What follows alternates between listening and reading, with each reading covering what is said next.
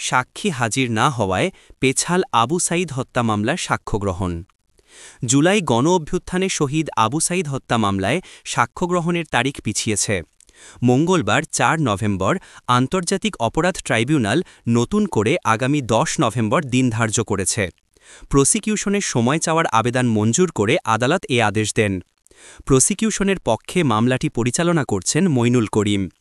এর আগে ১৩ অক্টোবর সাক্ষ্য গ্রহণের তারিখ নির্ধারিত থাকলেও সাক্ষী হাজির না হওয়ায় শুনানি অনুষ্ঠিত হয়নি। এরপর প্রসিকিউশন সময় চেয়ে আবেদন করে। আসামিপক্ষের আইনজীবী আজিজুর রহমান দুলু বলেন, সাক্ষী হাজির না হওয়া প্রসিকিউশনের দায়িত্বহীনতা। তাদেরই সাক্ষীদের উপস্থিত নিশ্চিত করতে হবে। আদালতও মন্তব্য করে যে সাক্ষী না আসায় বিচার প্রক্রিয়া বিলম্বিত হচ্ছে। মানবতাবিরোধী অপরাধের অভিযোগে দায়ের হওয়া এই মামলায় কনস্টেবল সুজনসহ কয়েকজনকে আসামি করা হয়েছে।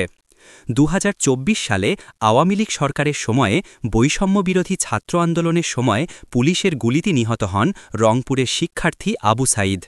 তার মৃত্যুর পর দেশজুড়ে বিক্ষোভ ছড়িয়ে পড়ে এবং শেষ পর্যন্ত ৫ আগস্ট সরকারের পতন ঘটে।